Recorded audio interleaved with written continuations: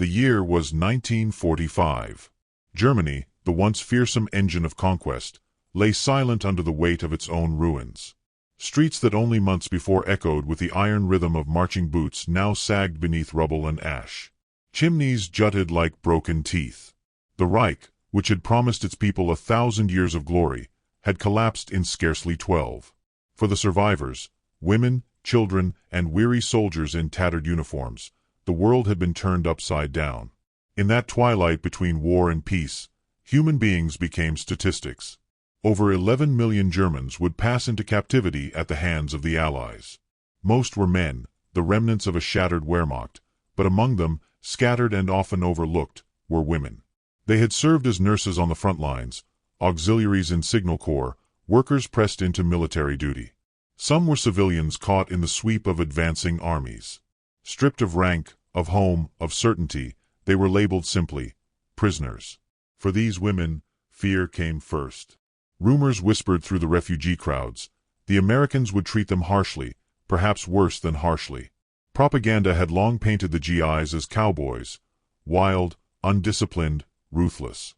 A soldier of the Reich was told that surrender meant humiliation, that women would be shown no mercy.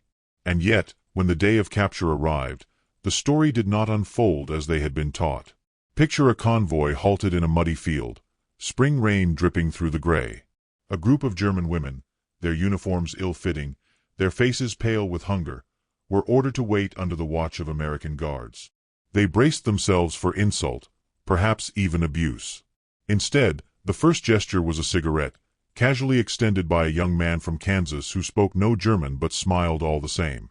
Another soldier returned with a canteen of water, tipping it carefully into the hands of a prisoner whose fingers trembled. A woman who had not eaten in days was given chocolate, her first taste of sweetness in months. Her eyes filled before her mouth could even form words. The shock was almost unbearable. These were not the demons conjured by Goebbels' speeches, not the cowboys their officers had warned them about. They were bewilderingly kind. The women could not reconcile it. They whispered to one another in disbelief. Is it a trick? Why would the enemy be gentle? Suspicion lingered like smoke, but the gestures kept coming. Blankets against the chill. Bandages for blistered feet. A tune hummed from a radio as American soldiers set up camp, and some of the women, still wary, found themselves listening, almost comforted by the alien rhythm of jazz.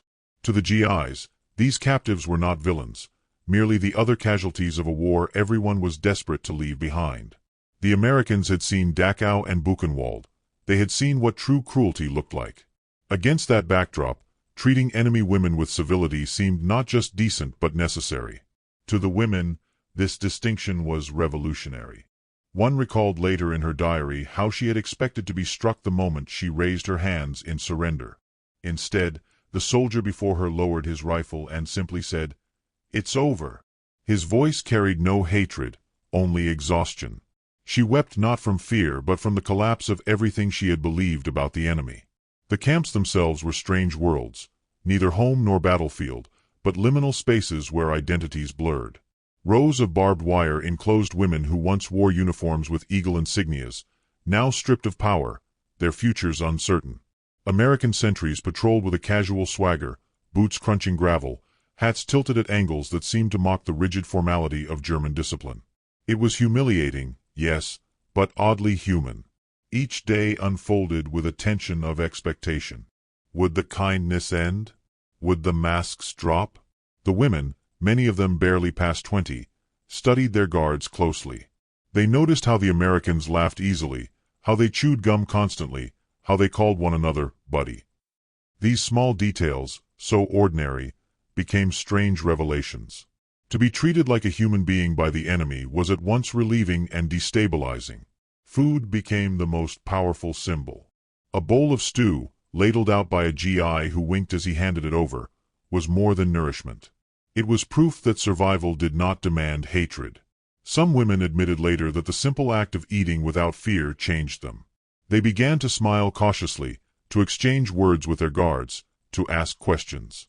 A fragile bridge was forming. Yet shadows lingered. Memories of bombings, of brothers lost on the Eastern Front, of cities flattened by firestorms, clung to them. At night, behind the wire, women whispered about the Soviets, about friends who had fallen into their hands and never returned. Compared to those stories, the Americans seemed almost angelic. But could it last? The war was not yet entirely over, and vengeance still simmered in corners of Europe. One young woman, formerly a communications aide, described the moment she realized everything had shifted. She had been ordered to scrub pots in the camp kitchen. Resentful, she worked silently until one GI, no older than herself, noticed her struggling with the heavy basin. Without hesitation, he stepped in, lifted it easily, and set it aside with a grin. "Too heavy, huh?" he said in broken German, the words clumsy but earnest. She stared, unable to respond. Later she wrote, "In that instant, I saw not a conqueror but a boy. And I understood that the enemy was no longer the enemy." For some, the realization sparked relief. For others, shame. To be treated with decency when your nation had inflicted so much cruelty was a bitter pill. But the kindness persisted. Music drifted from American radios. Photographs of sweethearts back home were shown with pride. The women, once captives, now found themselves accidental witnesses to the humanity of those they had been taught to despise. There were, of course, moments of tension.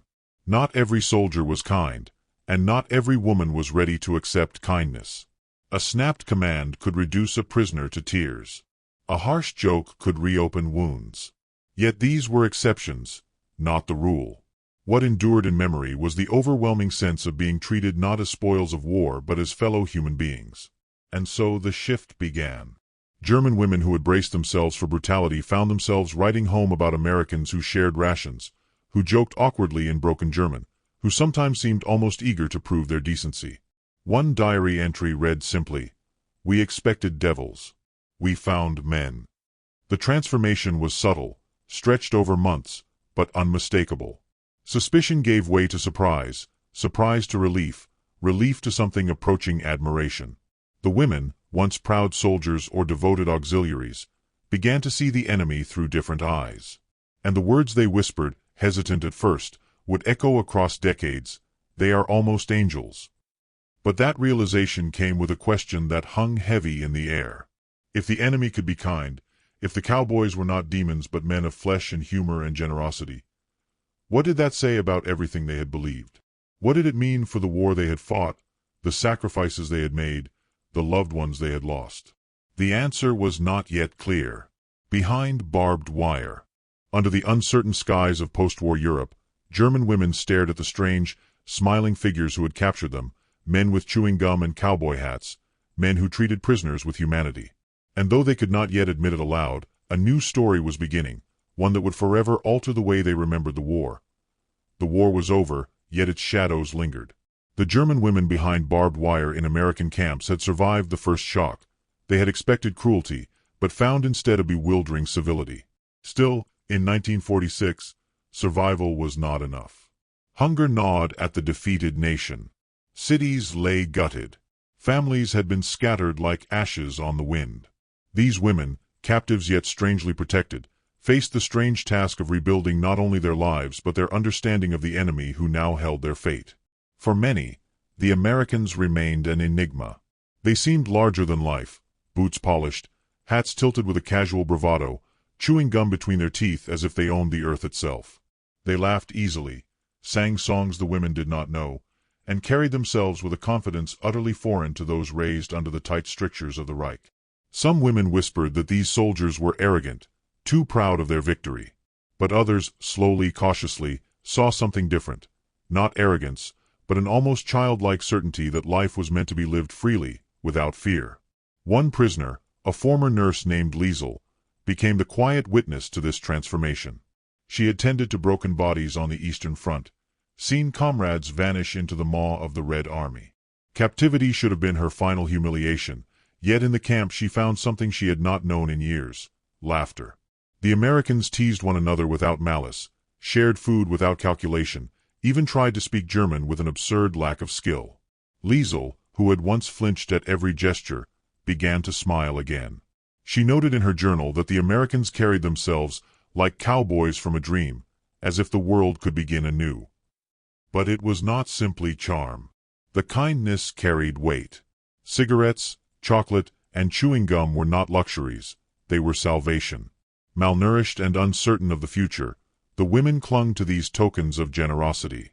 One American sergeant, a broad-shouldered man from Texas, earned a reputation for sneaking extra rations to the women.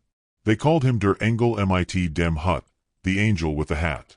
He never explained his motives, but his easy grin suggested he had no need to. Still, beneath the growing trust lay tension. The women were Germans, daughters of a defeated empire. Their brothers and fathers had fought these very men. Some carried shame, others quiet defiance. To accept kindness from the victors felt both necessary and dangerous. What if it meant forgetting? What if it meant betrayal of the dead? The Americans, for their part, wrestled with their own contradictions. They had seen German atrocities firsthand. Some arrived in the camps burning with hatred, determined never to forgive. Yet day by day, the reality of these women, tired, hungry, sometimes smiling shyly over bowls of stew, complicated that anger. They were no longer faceless enemies. They were human beings with names and fears and hopes of survival. In that strange space of captivity, enemy and liberator began to blur. Romance flickered at the edges, unspoken but undeniable. An American private lingered too long in conversation with a translator, his broken German punctuated with laughter. A woman, once fierce in her loyalty to the Reich, found herself blushing when a guard handed her an orange, its bright skin glowing like a jewel against the gray of the camp. These were not fairy tales but fragile sparks, dangerous and intoxicating in equal measure. The women called the Americans Cowboys, not only for their hats and swagger but for their aura of unreality. Hollywood had seeped even into wartime Europe, and many had glimpsed American films before the censors banned them. Now those flickering images seemed to stride past the wire in flesh and blood. Soldiers leaned against trucks like movie heroes, strummed guitars, and told stories of far-off states whose names sounded like magic. Oklahoma, Montana, California. To German ears, these were not places but fables. But with admiration came unease. Could these men, so casually kind, truly be trusted? Some women feared that generosity would vanish as quickly as it appeared. Others wondered if the Americans' friendliness was merely strategy, a way to re-educate, to soften the enemy for future obedience. Suspicion lingered like a shadow. The central conflict was no longer survival alone but trust. Could defeated Germans allow themselves to believe in the goodness of their captors? Liesel's struggle captured this tension. At first, she accepted kindness cautiously, treating every smile as a mask for hidden intentions. But one evening, when fever swept through part of the camp, she witnessed something that shifted her heart. An American medic, exhausted from his own duties, stayed up through the night tending to German women who were burning with sickness. He wiped their brows, measured their pulses, and whispered words they could not even understand. By morning, 2 lives had been saved. Liesel watched him collapse into a chair, his face pale with fatigue. At that moment she wrote, "If this is an enemy, then what is a friend?" Not all encounters were tender. Some soldiers mocked their prisoners, shouting commands with needless sharpness. There were outbursts of frustration, reminders that beneath the surface lay resentment and grief. But the dominant memory, the one the women carried into later life, was different. It was the sight of Americans sharing rations, sharing music, even sharing jokes. To a generation that had been taught to revere authority and fear cruelty, such behavior was shocking. By 1947, the camps began to empty. Prisoners were released, sent back into a country still reeling from destruction. For the women, the return was not joyous. Homes were gone, families broken, futures uncertain. And yet, they carried with them a memory that cut through the despair, the unexpected decency of their captors. They told neighbors that the Americans had treated them fairly. Some even dared to call them angels. The phrase spread like a quiet rumor. The Cowboys were almost angels. That sentiment was more than nostalgia. It was revelation. To label one's conquerors as angels was to admit that war had lied. The Reich had demanded hatred, had promised that enemies were beasts. But in the quiet acts of American soldiers, sharing food, tending wounds, offering warmth, those lies unraveled. For the women, The hardest task was not surviving captivity, but accepting that humanity could be found in the very men they had been taught to fear. The climax came not in one dramatic gesture, but in 1,000 small ones, culminating in a single realization.